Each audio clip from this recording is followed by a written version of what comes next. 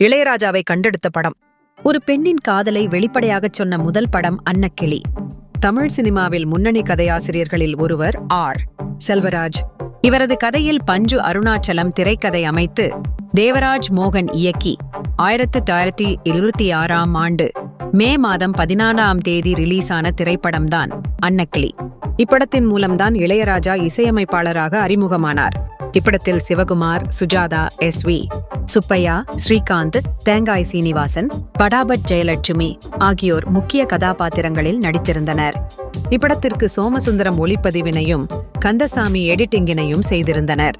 இப்படம் black and white திரைப்படமாக வெளியாகியிருந்தாலும் தமிழுக்கான சிறந்த படமாக பிலிம்பேர் விருது பெற்றது. மேலும் இப்படம் தெலுங்கில் ராமசிலக்கா என ரீமேக் செய்யப்பட்டது. இப்படம் குறித்து பேச நம்மிடம் ஏராளமான விஷயங்கள் உள்ளன. வாருங்கள் பார்ப்போம். அன்னக்கிளி திரைப்படத்தின் கதை என்ன? ஈரோடு மாவட்டம் சத்தியமங்கலம் அருகே இருக்கும் அழகிய கிராமம் தெங்குமரஹாடா. இப்பகுதியில் வெகு நாட்களாக வசித்து வருபவர் அன்னக்கிளி. அவ்வூரின் பள்ளிக்கு பாடம் சொல்லிக் கொடுக்க தனது அம்மாவுடன் வந்து தங்குகிறார் தியாகராஜன். தியாகராஜன் மீது அன்னக்கிளி காதல் வருகிறது. ஆனால் தியாகராஜனுக்கு அம்மாவுக்கும் தங்கைக்கும் மாதம் பொருளாதார செலவுகளுக்கு பணம் தர வேண்டிய நிர்பந்தம் இருக்கிறது. இதனால் அன்னக்கிளியின் காதலை சற்று ஒதுக்கி வைத்துவிட்டு அவ்வூரில் வசதியாக இருக்கும் செல்வந்தரின் மகளும் அன்னக்கிளியின் தோழியுமான சுமதி மணமுடிக்கிறார் தியாகராஜன்.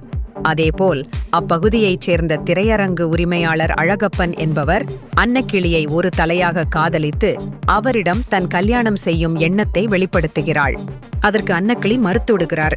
பின் அன்னக்கிளியை திருமணம் செய்ய முடியாமல் போனதற்கு அவரை பழிவாங்க நினைத்து தியாகராஜனின் மகனை கடத்தி அதை கடத்தியது அன்னக்கிளிதான் கடத்தியது என வதந்தி பரப்ப முயற்சிக்கிறார்.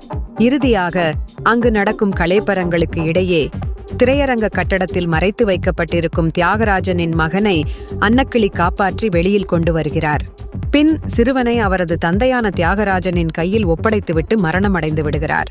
அன்னக்கிளியின் தியாகத்தை ஊர் மக்கள் புரிந்து கொள்கின்றனர். குறிப்பாக தியாகராஜனும் அறிந்து வருந்துகிறார். அன்னக்கிளி படத்தில் நடித்தவர்கள் விவரம். இப்படத்தில் தியாகராஜனாக நடிகர் சிவகுமார் நடித்திருந்தார். அன்னக்கிளியாக சுஜாதா நடித்திருந்தார். வடிவேல் அம்பாளாக எஸ்.வி. சுப்பையாவும் மகுடாபதியாக ஸ்ரீகாந்தும் நடித்துள்ளனர். மேலும் அழகப்பனாக தேங்காய் ஸ்ரீனிவாசனும் அழகப்பனின் வலது கை மனிதனாக வெண்ணிற ஆடைமூர்த்தி நடித்திருந்தார். சுமதியாக படாபட் ஜெயலட்சுமியும் தியாகராஜனின் அம்மாவாக எஸ்.என். லட்சுமியும் நடித்திருந்தனர்.